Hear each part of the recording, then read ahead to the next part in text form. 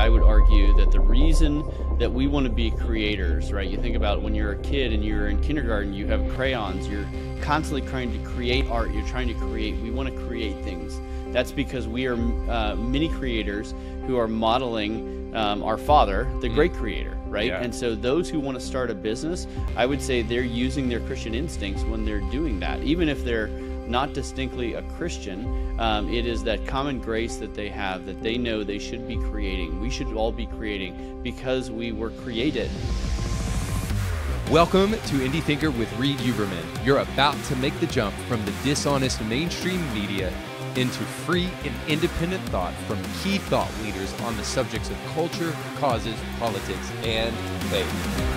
Welcome to Indie Thinker with Reed Huberman. I am very excited today to have a guest with us that I just recently came into contact with, but I felt like his story was so interesting and inspiring that I wanted to share it with you guys. So our guest today is Ancur Crapuchettes, and we're going to get to that last name in just a moment. But he is the founder and CEO of redballoon.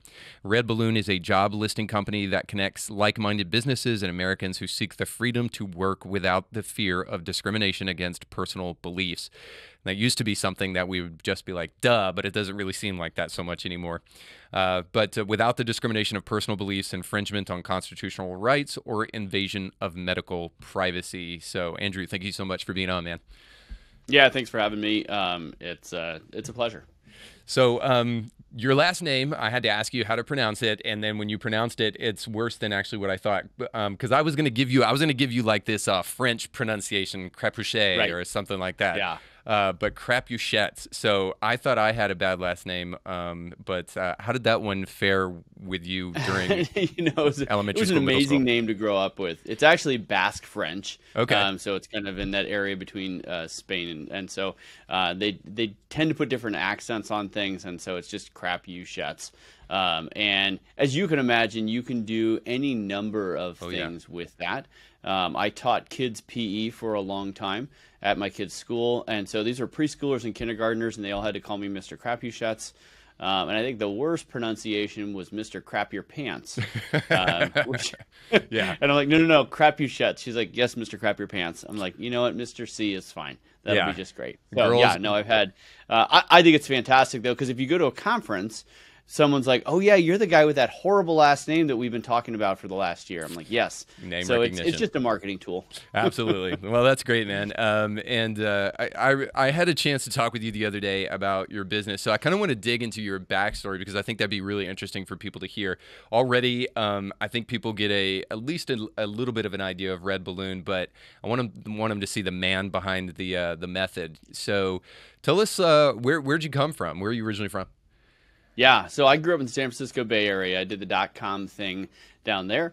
I actually never went to college. I just realized that if you can program at the ripe old age of 16 in the Bay Area, then you will be driving a convertible Mustang while all your friends are borrowing their mom's station wagon. So I thought, why would I go to college while everyone's struggling to pay their bills? So I did that. I got to work with some really awesome people and got the opportunity to grow at a business.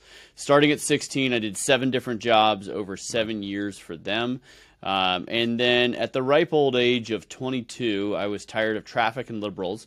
And so I was an early adopter of getting out of the state of California, moved up to beautiful Idaho, and ended up meeting my wife up here. The .com went out of business right around 2000, 2001. We went from 250 employees to 18 one day, and that was just a skeleton crew to clean up the mess. So that was a bummer, but I learned a lot, and it was one of those companies where they had $32 million of VC funding, and it was really interesting lessons, and I got to go to Tokyo for business and turn 21 on an expense account and just had a really great time. But it's funny when you're having a really great time, sometimes you just run out of money, which is what happens. So I move up to Idaho. There's not a lot of jobs up here. So I thought, well, God has given me skills and abilities, so I should create jobs.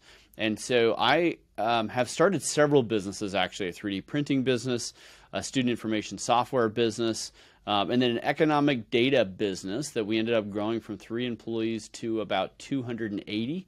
And part of the goal of that business when we first started it was, how do we have 50 employees earning over $50,000 a year in Moscow, Idaho? So 50 at 50 in Moscow, Idaho, because we thought that would actually move the needle on this town. How do we drive prosperity in this community? And a lot of that is the hard work involved in being an entrepreneur that creates jobs. Yeah. And so, again, we blew past that 50 at 50, but that was our original goal.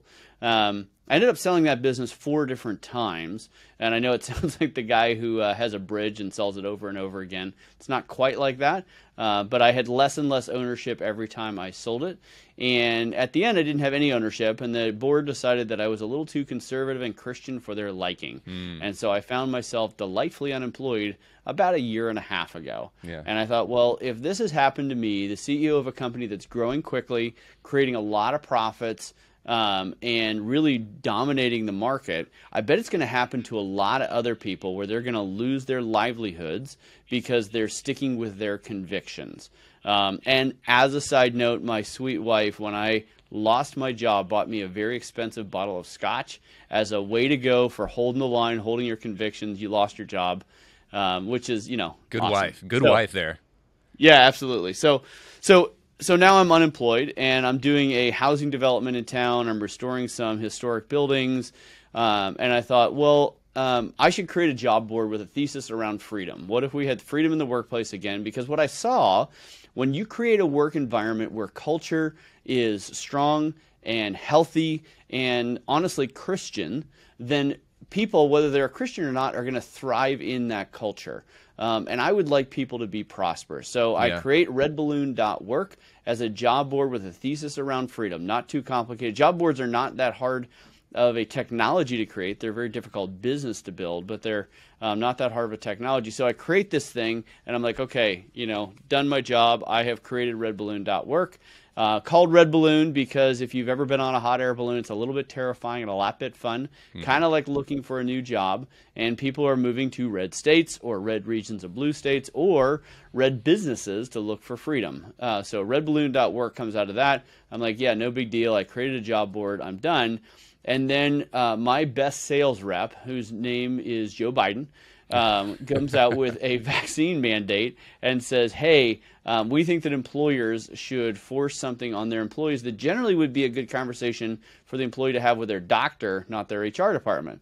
And then I'm on Fox and Friends and all the other things. And then lo and behold, here we are. Redballoon.work is my full-time job. And we have thousands of businesses, and we've had millions of job searches, hundreds of thousands of job seekers.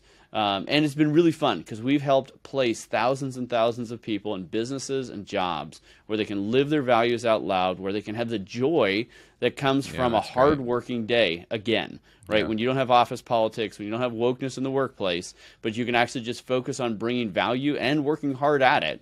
It is actually deeply, deeply joyful. So there's my story, and I'm sticking with it. That's pretty good, man. Yeah, that gives us kind of the full terrain there. So I want to step back for just a moment and talk to you about traffic and liberals that you said you were tired of in San Francisco. Because what's interesting to me about your business is that I think there's job boards are always kind of important in places for people to find jobs are always a necessity, especially in a place where the job market, especially in post-pandemic, job market is really hemorrhaging and suffering greatly.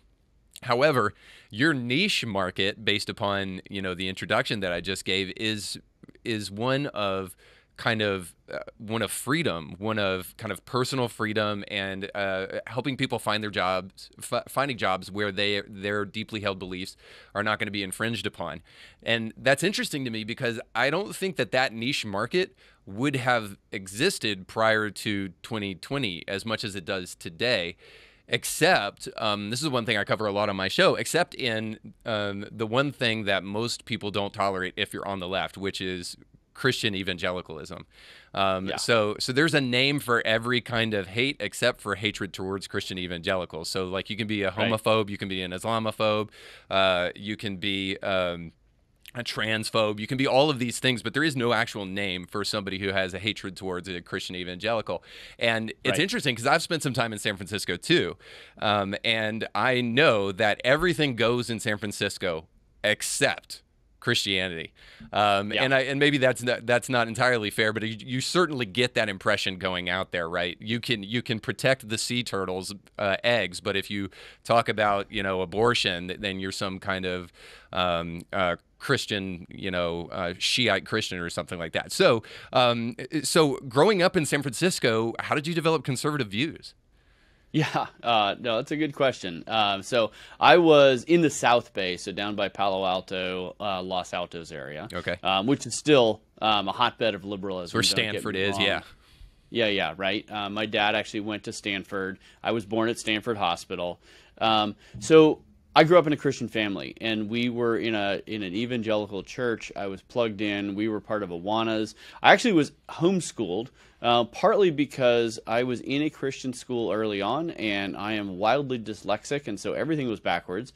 And the teacher actually sat down with my parents and said he doesn't belong in school. He needs to be basically on the short bus. And not in the school with other kids. And my mom's like, actually, he gets jokes, so I think he does have abilities to be smart at some point. We like to believe. Mom actually prayed every day that I'd be able to support a family someday. So I was kind of insulated from a lot of the stupidness, in part because I was a homeschooler. And honestly, being a homeschooler 40 years ago in the Bay Area in California was just not cool at that point, and in fact was probably illegal. We actually ran drills for if the Child Protective Services showed up or the school superintendent showed up, because we weren't supposed to be doing this. But it also put me in a position where I had some deeply held beliefs and super plugged into our church. And just wonderful parents that raised me to love Jesus, read my Bible. I remember the day when I was 16 and I came to my mom. I'm like, man, I want to be wise. And she's like, are you reading your Bible every day? I'm like, not really. She's like, then there you go. Easy. Go do it. So I'm sure that has a dramatic impact on your outlook on life and your worldview. Yeah, I'm curious, too, if and I don't want to make too much of this, but I think if you go to a very liberal, left-leaning place like San Francisco, where people get attacked in their underwear with hammers, if you go to a place like San Francisco, you really do get this impression. So I'm curious if you've put any thought to, and maybe this is totally off base, but if you put any thought to your Christian upbringing in a kind of competitive environment like San Francisco, and if that didn't sow into kind of your entrepreneurial bent that you have towards kind of, going against the grain, trying new things, and maybe being a little bit more adventurous. Oh, absolutely. I mean, if you have ever been on a March for Life in San Francisco, come on, and had condoms thrown at you and all kinds of other things that I won't say here on, it does bolster you a little bit. We for about 2 years, we went to a church, an Orthodox Presbyterian church in San Francisco. The pastor was Chuck McElhaney, and he spoke out pretty clearly on homosexuality and that we love the sinner, but that is sin. And that lifestyle is wrong, and it actually destroys society. And we would often have to fight through picket lines to go to church on Sunday morning, and that does change your outlook on, hey, am I in a cultural war? Am I in a cultural fight? And I would argue that anyone who realizes they're in a death match first is going to win, right? And I would say the left has realized they were in a death match culturally for a long time, and I think Christians are just starting to wake up to it. But, when I think about Red Balloon, this is very much more of a in-your-face company than many out there, because we're saying, no, you cannot infringe on the freedom of your employees. You need to respect them. And we've definitely gotten some hate over doing that, but compared to fighting through picket lines and people trying to firebomb the church, like, it's not that bad. I mean, what's the worst they're going to do? Say mean things on Twitter? I don't care. So, it definitely does change your outlook. And, I had a good friend who was in Austin, and during all the lockdowns in Austin, they moved up to, was it South Dakota, wherever it was freer. And they wrote me and they said, hey, it looks like there's crazy people up here too. And I said, the deal is you're always going to be in a fight, but you can decide who you're fighting with. Right? Are you fighting alone? Are you all by yourself? Or are you actually in the fight with other people? And so I would agree that Red Balloon would not have had as much demand pandemic. But we're now in a moment in history where conservatives are waking up a little bit, and they're realizing there is a play that's being run on us, and we need to stop letting that be run on us. Yeah. And so that, I think, is a big driver of what the demand has been for Red Balloon and places like Public Square or Parlor or any of these alternative economy businesses that are kind of popping up all over the country right now. Yeah, there's so much there that I want to talk about, but I'll dig into this because I want to get to Red Balloon kind of more substantively in a moment. But so you're in Moscow, Idaho now? I am, yep. So you're in a place too that's gotten some exposure recently because of Doug Wilson and some of the things he's doing with his church. So the term Christian nationalism is being thrown around as a slur to, I think, explain away the excesses of the left and to try to smokescreen those things. But you didn't particularly move into a place that's very very welcoming to conservatives either. So what's your experience been like in Moscow? Yeah, no, it's been extraordinary. I say experience in Moscow. It's almost like that. Anyway. Yeah, right, exactly. Yeah. No, we're working hard to build a Christ-centered biblical community that if the Bible says it and we believe it, it should have an impact in every area of our lives. Yeah, I totally agree with this. Yes. And you saw when we decided we would do a psalm sing when they said you can't open the church unless everyone's wearing a mask, and so we went and did a psalm sing in the parking lot of City Hall without masks. Several people got arrested. The city had to apologize for that because they realized they were out of bounds by arresting those people.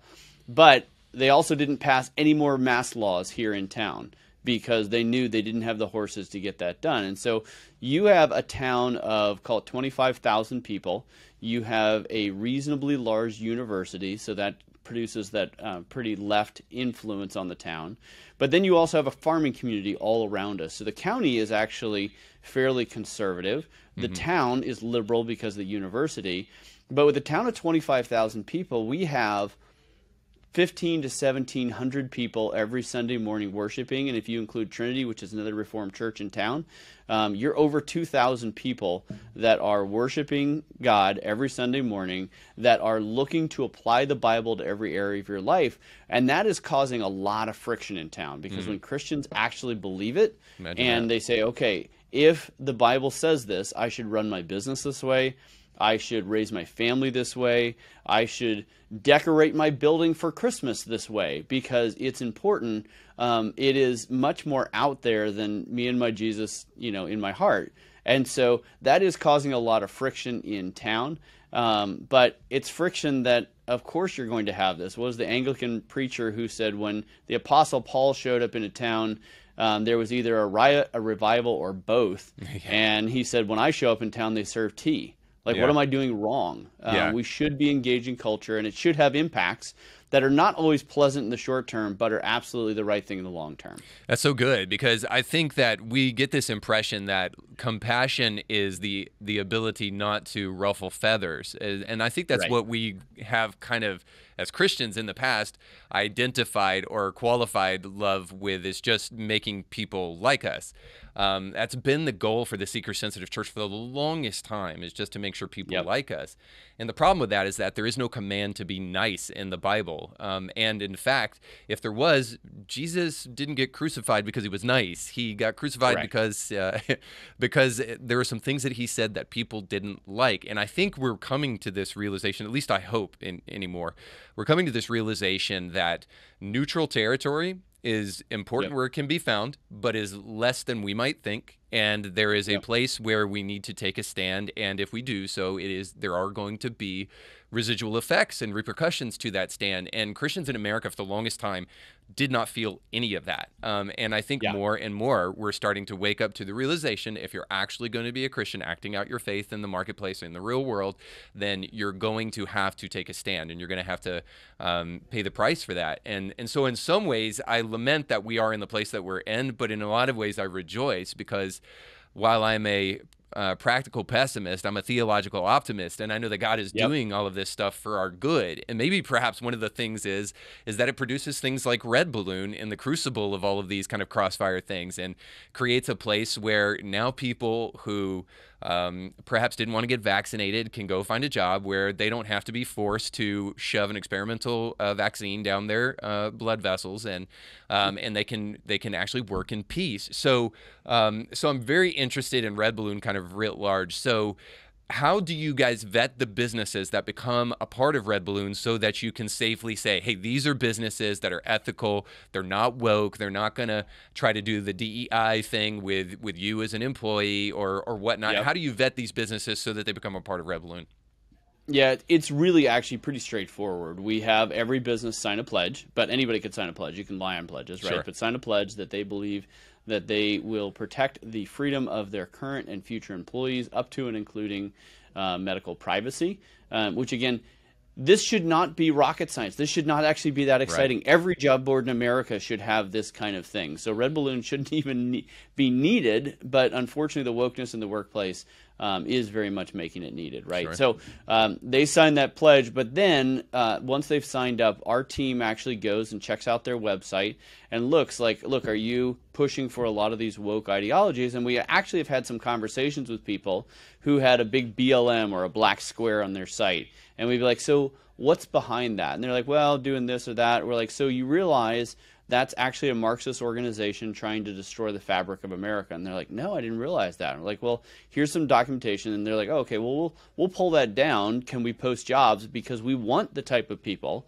that are on redballoon.work. That's a great point. Yeah. And so it has been just a wonderful process to get to know a lot of businesses. And most that's not even a conversation, right? You go on their site and they are clearly, faith, family, freedom focused. And it has been such a blessing. I mean, the stories we get from employers saying things like, every person I hire off redballoon.work is cleansing to my culture. They are the type of people that change the culture of the business for the positive because they are hardworking conservatives who want to actually make me money. Which is kind of funny. They say, I had one person say, look, a lot of the liberals don't understand capitalism. Yeah. They think I am an entitled employee. I'm a snowflake in the HR department, and you should pay me more money for that. I have to ask you about this, Andrew, because this is the thing that boggles the mind, because everything you're saying is absolutely fact. Correct. Conservatives are going to be the people who are a little bit more agreeable. They're more likely to go to work and not protest during a work day. They're also the ones who are less likely to take yoga classes midday and also demand lattes. And they're going to be a lot less fickle in that way. And I'm not just picking here. I mean, there's all sorts of personality studies that go into this kind of thing that show kind of conservatives are typically more hardworking people, typically blue collar and that kind of stuff. And so it boggles the mind to me that corporate America keeps on walking down the primrose path towards the kind of DEI style of kind of management when all they're doing is sowing into the people that will be the biggest headache to them later on. And I mean, I think about Netflix and the Dave Chappelle special, and it's just like, do your job, bro. Like, we're the ones that pay you to do what you're told to do, so do your job. And it's just like, where do you see the conservatives that are doing anything other than just saying, hey, I just demand to be able to work without being forced to do something outside of my job that has nothing to do with my job that I don't want to do? So I don't know. I guess the question in and of all of that is just, one, do you see a wake up for corporate America on the horizon? Or are they going to keep on doubling down towards this kind of woke workplace culture? And is this experiment going to explode in their face because it caters to a group of people who actually are petulant? Yeah. I think there has to be, it is going to blow up in their face. I don't think there's any way around that. And you're seeing that with Twitter right now, right? Where you've got a lot of unproductive employees. I mean, the productivity at Twitter right now is probably at an all-time low, but has been probably low for years now. Right. Because when you spend your time caring about the, skin deep diversity, as I call it, like, hey, because you have different skin color, you're automatically going to be diverse. That's not actually the case. That's not diversity. You can have a white person and a black person with very similar experiences, and they're not actually diverse in their experiences. You want people who have different points of view, who are going to push on your business in different directions. And if you can do that, then you're not just skin deep diversity, you're actually the diversity that will cause success at your business. And I know Vivek Ramaswamy in his book, Woke Inc., talks a lot about, he thinks that a lot of it started with that Occupy Wall Street movement back in about 2008. All these people are saying corporations are bad. Corporations are like, hey, we're not dummies.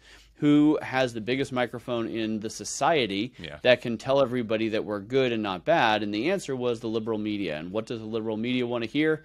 A bunch of woke ideology coming out of these corporations. And I think a lot of CEOs at this point kind of abdicated the culture building of their company.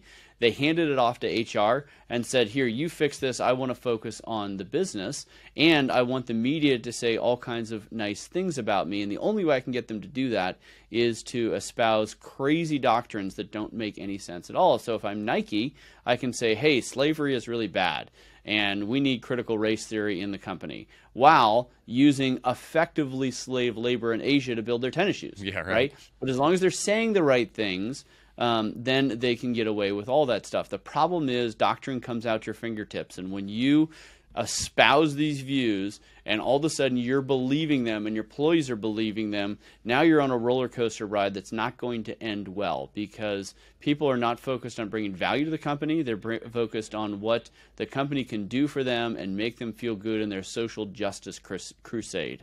So I think it's going to end badly, and I think it's already starting to show some of the creaks and groans that are going to come along with that. Yeah. Do you think we're at the end? I guess maybe more importantly, because this is kind of the backdrop for the genesis of Red Balloon, do you think we're beyond the days of medical invasion of privacy? Did we learn our lesson with COVID? Do you think that I mean, with any luck, a red wave is coming, and we won't have to worry about this, at least for the next couple of years. But, you know, I can't help but wonder if we're just waiting for the next thing to come along to become the way in which people are controlled.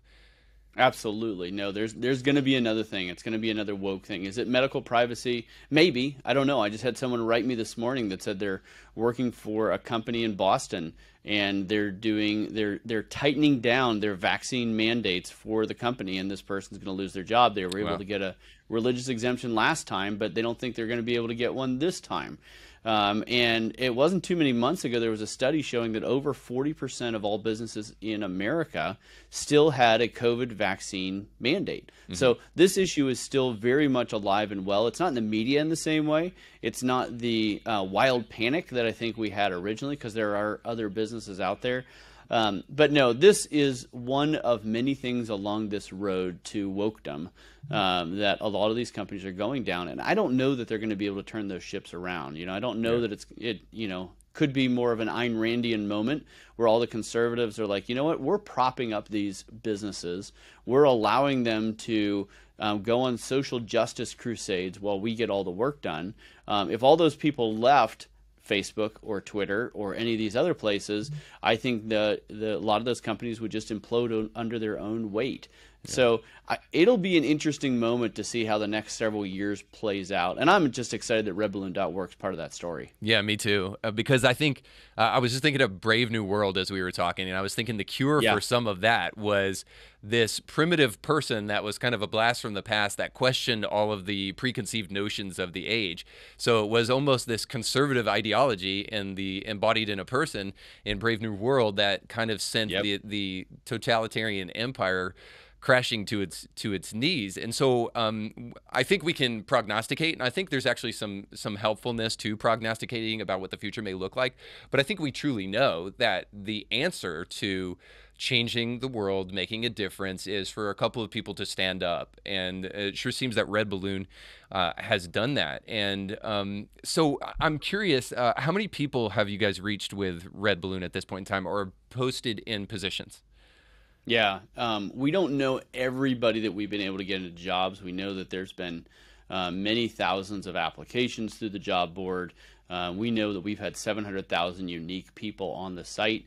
We've had 1.5 million almost unique job searches by individuals looking for freedom. But what we do know is we get these stories from people. I had this lady write me and say, so you have just saved our marriage, Wow. right? And you're like, wait a minute, with a job? But you think about, so a vocation is a really important part of someone's life. It's how they identify in a lot of ways, right? When you meet someone new, you say, what do you do? And you're asking them what their job is, but you realize that that question betrays that it's not just a 9-to-5 hobby, it's what you do. It's a defining feature of your life. It's your vocation, right? So she wrote and said, you have saved our marriage because my husband has spent the last 10 years working for a company that hated his worldview, but he was making them a lot of money, right? But he would come home just depressed and beat down by this woke ideology that I think is actually a liturgy designed to tear down the American worker. But that's maybe a topic for another day. But she said, but he is now working for a company where he found a job at redballoon.work. He now has freedom. He now has joy at work. He is more engaged with the kids. He's more engaged with the community, and our marriage has never been better. We hear stories. I was talking to another couple, and this lady just gives me a bear hug at a conference. She says, you've changed the trajectory of our family because we now work for someone that allows us to live our values out loud. Yeah. That is, and we just have more courage because it's easy to be courageous when you know that there's an employer who has your back if you are courageous, right? And so this is my impassioned plea to anyone who's listening who wants to post jobs. When you post a job, you are giving courage to American workers, because when you're brave, when you say, hey, I will hire you if you're brave at work and it costs you your job, I've got your back and I will employ you. So every time someone posts a job on Red Balloon, angels don't get their wings, but an employee does get courage at work, knowing that if they stand up, if they live their values out loud, if they come out conservative, as it were, in their company, that if it costs them their job because they did the right thing, that there's other people out there that will hire them, which I think is really, really important. I love the cyclical nature of what you're doing because you're emboldening entrepreneurs to start businesses that they're not even positive, perhaps, that they can get off the ground, and then and that emboldens them to find employees that help them in their business and support the cause of that business, and it just kind of seems like this cyclical ecosystem that feeds off itself. So I really love that, because the one thing that I know is a reality of starting a business is that it takes a lot of courage to believe that you can actually do something audacious. You have to put your chips on the table, and you have to sometimes even take risks that where you're throwing caution to the wind and you don't know if you can actually perform. So any asset to kind of help a person in that position is an incredible asset. And to kind of like illustrate the difficulty of entrepreneurism and starting a business, but then also to entering a marketplace that's pretty competitive. Because I mean, like even you got Indeed and you've got all of these places. LinkedIn, I suppose, is maybe a competitor in a roundabout way. But nonetheless, I think about what Elon Musk just recently did at Twitter. And it not only was it incredibly epic, not only was it very, very probably a little bit selfishly satisfying to see liberals lose their stuff as he took over. Big time. Not only was it totally awesome to see him do like that epic dad joke by bringing in the sink, but it was also this reminder that like billionaires are not always going to be able to come to the rescue. And if you think about like creating a business in the social media space right now, totally inundated by leftists, it's understandable that people would be thinking to themselves, boy, I'm not sure that I'm going to be able to make a dent. And in all fairness, Parler did a really great job, but was not able to do what they set out to do in terms of really entering that space and creating an alternative. Suffice to say, I think it's really super important to create the kind of alternatives that you're creating at Red Balloon. But what do you tell people who are entering a very competitive marketplace that seems inundated by the left? How do you encourage those guys to actually believe that they're actually going to be able to make a dent? Well, the reality is you need to not just do an also ran like, oh, well, Twitter does this, so we're going to do the same thing, but, with a flag in the background kind of thing. I think you're going to be able to make some headway doing that because a lot of Americans, I was talking to good friend of mine down in the Bay Area. He's like, look, if there was a made in America conservative car, I don't care if it was a junk car, I would buy it because I'm tired of giving money to liberals, right? So there's definitely a section of our society right now that is really willing to do almost anything to get out of this, the ecosystem that is totally woke. That being said, conservatives need to not just do a thing and call it better because it's conservative. They need to do a thing and actually have it be better. We need to be the hardest workers. My argument would be, if we know the creator of the universe, we should be the best at business. We should be the best at any of our jobs. And so my challenge at Red Balloon is I need to not just be conservative Indeed. I need to be better than Indeed.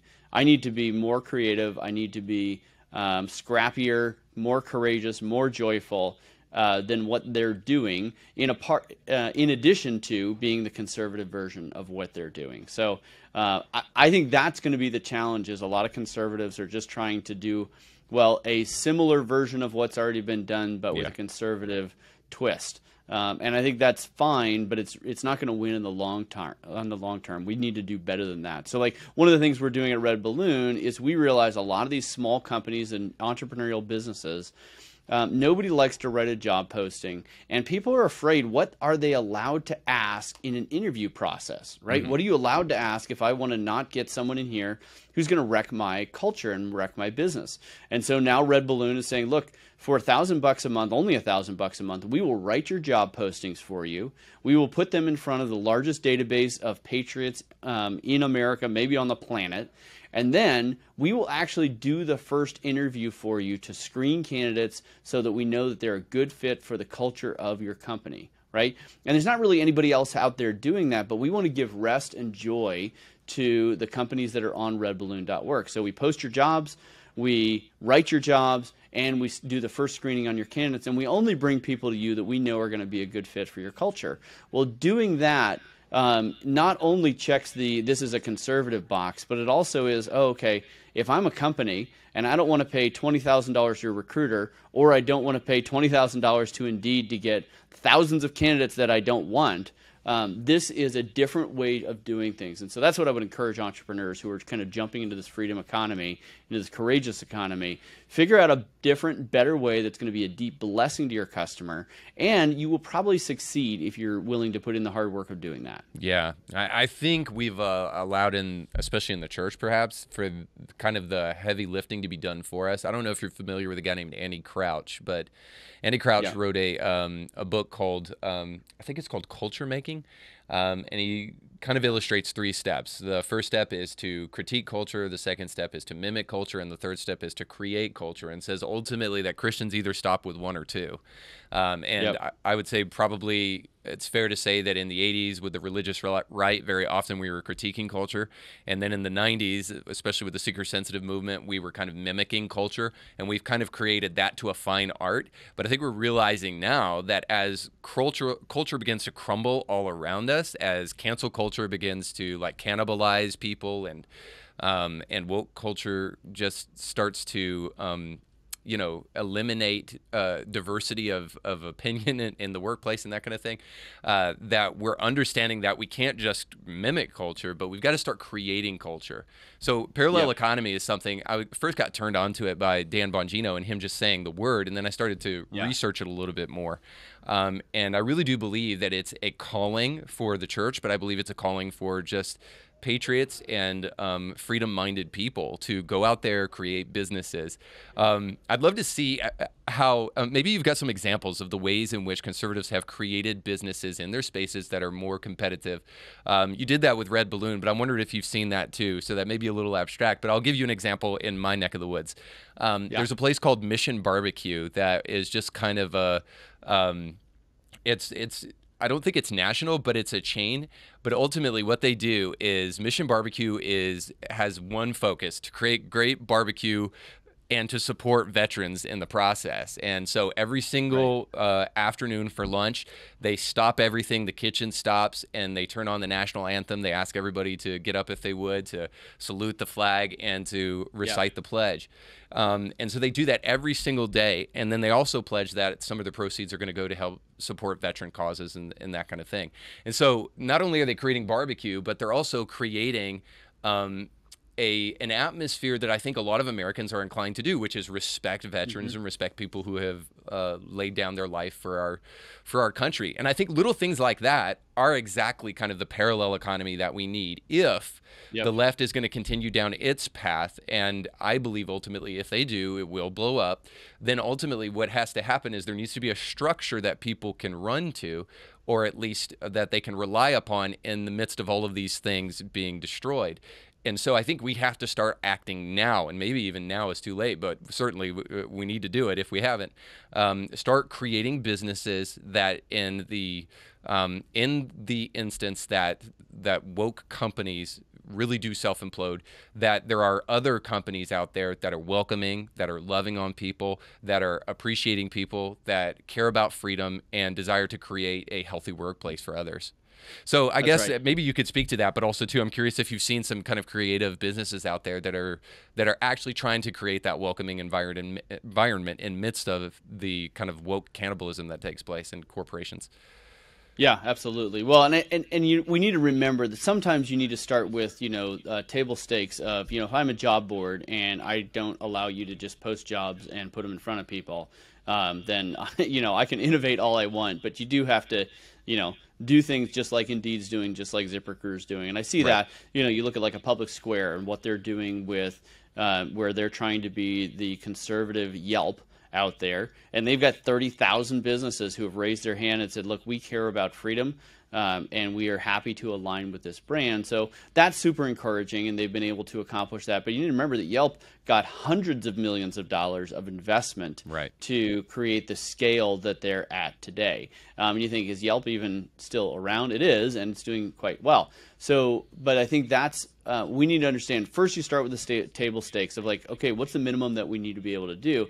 But my encouragement is don't stop there. Right? And that's where you look at somebody like Public Square and they're like, okay, so fantastic. First, we're going to be the Yelp of the conservative freedom indie economy. Next, they're like, okay, so what's the thing that would be a huge blessing to all of these companies? Well, a lot of companies today, a lot of businesses around America are owned by baby boomers who are looking to sell their business, looking to transition out, but they don't want to sell it to someone who is going to destroy it or take it in a woke or left direction. And so Public Square is then like, okay, so now we've got this huge database of businesses. How do we deeply bless them? Well, because they're Christians and they can innovate and think about those things, they're not just going to stop at what Yelp is doing. They're like, okay, can we help broker deals or at least be a connection between people who want to invest in or buy small businesses around the country, who also believe that, God is the creator of the universe and America has Christian foundation. Can we connect those people with these baby boomers who would like to leave their business, but leave their business in good hands? Right? So that's just an example of that's how you innovate and you think differently because you really want to bless your customers. It's a very different experience than just I'm trying to make as much money as I can on my customers. And I gave you the example about Red Balloon. And there's a lot of other ones out there, even little things like coffee shops. I'm going to create the best coffee. So you got to do the table stakes. This is the thing that I do.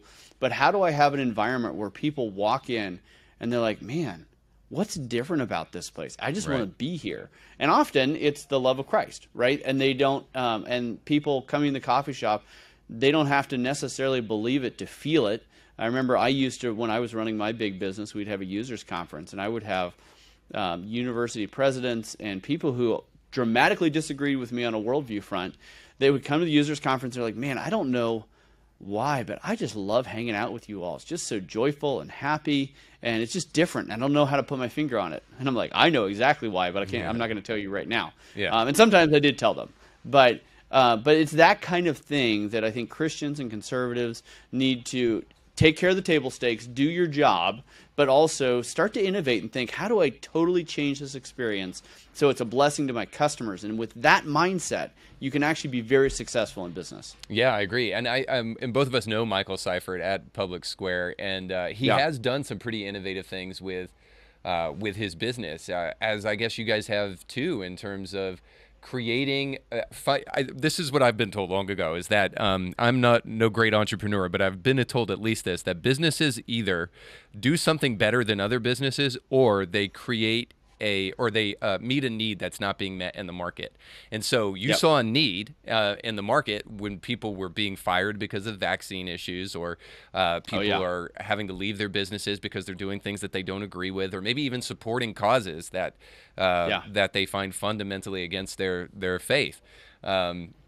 And so you saw this market need to reach this ever-growing group of people who are being disenfranchised with corporate America, and to reach that need. And so all great businesses find that need and then serve that need well. Because at the end of the day, I think there is something deeply I'm going to get in trouble with this, I guess, but deeply Christian about capitalism, and not necessarily, but deeply Christian about capitalism. And Adam Smith was a Christian, by the way. Invisible hand, that invisible hand was God's hand. But deeply Christian about capitalism in a way, and then deeply Christian about entrepreneurism. Because if you do entrepreneurism right, like the Dale Carnegie style of entrepreneurism, you realize that ultimately what you're doing is you're serving others.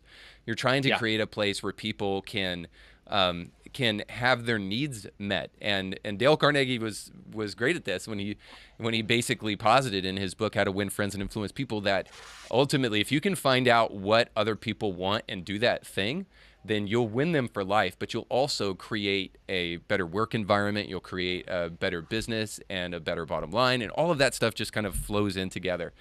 So suffice to say, I mean, I think what you guys are doing at Red Balloon is so super cool for a number of different reasons. Not the least of which is that you're helping people who might otherwise be unemployed, but then also to creating a parallel economy and helping support businesses who wish to do the same. So I guess I'll give you one last minute to kind of share whatever you want to about Red Balloon, or even maybe make a comment about that. But then I want to tell people how to connect with you. Yeah, no, and I would agree with your comment that capitalism actually is Christian.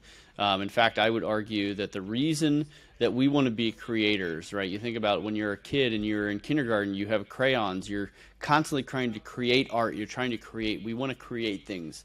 That's because we are mini creators who are modeling our Father, the great creator, right? And so those who want to start a business, I would say they're using their Christian instincts when they're doing that. Even if they're not distinctly a Christian, it is that common grace that they have, that they know they should be creating. We should all be creating because we were created by the great creator. That would be my argument for that.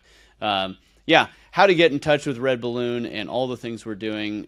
We are seeking to be the labor exchange for this alternative economy. We want to be in a position that if you're a business who wants employees that are going to make you money and be joyful at work and not destroy your business, that you're going to want to come to Red Balloon. I recently had Louder with Crowder called us up and said, look, we need a showrunner. And that is a position that we would not trust Indeed or ZipRecruiter or anybody else to help us fill. We trust Red Balloon because you're willing to hold the line. You're willing to be courageous in the face of this cultural battle that we're in today. And so that would be an encouragement to people is be courageous. Is it going to be really painful in the short term? Absolutely. Michael Seifert was talking about some of the businesses that got on Public Square lost business because of it. But guess what? They gained other business, and it was the kind of business they wanted anyway, right? People who actually were more mission aligned. And so will it be painful for you to be courageous? It might be. Will it be worth it? Absolutely. You want to be the person in the story that everyone looks back and says, man, that person was courageous. Because you think about all the great stories, the Lord of the Rings or the Narnia stories. If the person is courageous and goes to Mordor, is the one that we all remember, not the person who stayed in their comfortable hobbit hole back in Hobbiton, right? And I'm not saying that all of us need to go to Mordor, but all of us need to be courageous if we want to be someone who's remembered in the story. And if we know the story writer, he's calling us to be courageous. And so that's my encouragement to everybody is be courageous, go do something for someone else, and God will bless that. Yeah, man, totally great. And you guys are doing that at Red Balloon. So let's just say somebody's watching and they want to start a business or they have a business and they want to join up with Red Balloon. So how do they do that? Yeah, it's really straightforward. You go to redballoon.work, redballoon.work, not .com, because .com sounds too much like communists, and we don't want communists. We want people who work. So redballoon.work, go there, and you can sign up. It's straightforward. You will have to be approved by us, but we usually do that within a couple hours as long as it's during the working day. It's really fun. You know, we had 25 businesses sign up over the weekend. So we're seeing businesses who are eager to see great employees who want to work, who want to focus on bringing value to their company. And we have like 100 job seekers that are signing up every day. So there's lots of growth and demand in this space. It's really straightforward. You go there, you sign up, you'll be approved. You can then post jobs. Every employer can post one job for free. And the reason I do that is because the job seeker is the most vulnerable person in this whole exchange. And I want as many job postings out there as possible. I don't want the price to slow them down. And then for $200 a month, you can post as many jobs as you'd like. And again, as I mentioned before, for $1,000 a month, only $1,000 a month, we will write your job postings, we will post your job postings, and we will actually filter your candidates and make sure they're going to be a great fit for your culture. And the entrepreneurs that I talk to, small business in Indianapolis, they're like, we need to hire like 5 or 6 people over the next 6 months. We don't even know how to interview people, and we're afraid if we hire the wrong person, it's going to wreck our business.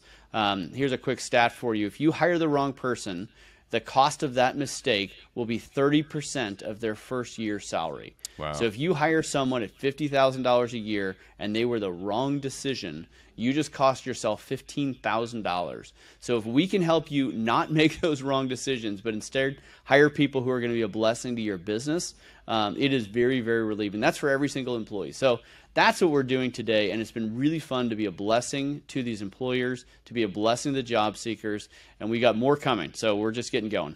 Awesome. And then, okay, if you're looking for a job, so give us kind of, I'm sure that's straightforward as well, but give us that kind of rundown. Yeah, 100%. It is very straightforward, and it's free.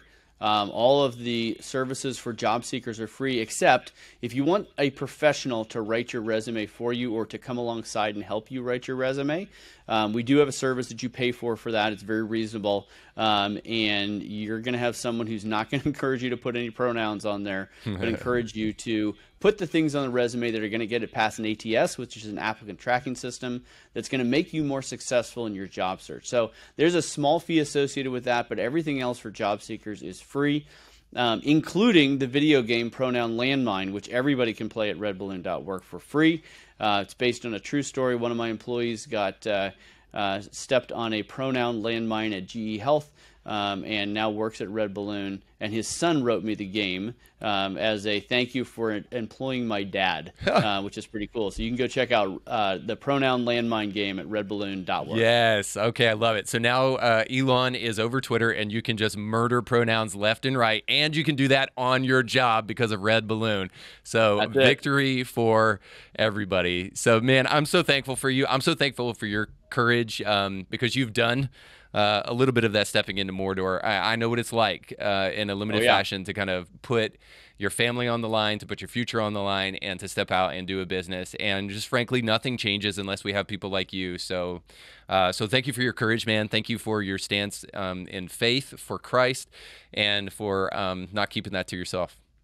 Yeah, thanks so much for having me, Reed. It's been a fun conversation. Absolutely, man. Thanks so much for being here, and thank you guys for watching. Don't forget to like, share, and subscribe. We'll catch you next time. Our thanks again to our guests for being on the show today. Indie Thinker with Reed Uberman was brought to you by our sponsors. If you like what you heard today, please do us a big favor and give it a 5-star review, and like it and share it with friends. And if you want to hear more awesome guests, make sure to check out past episodes. Indie Thinker is a nonprofit paid for by our sponsors and the generous gifts of people like you. In order to hear more great guests like you did today, please consider giving a tax-deductible gift by going to indiethinker.org. And just remember, your voice matters, but infinitely more when you think for yourself.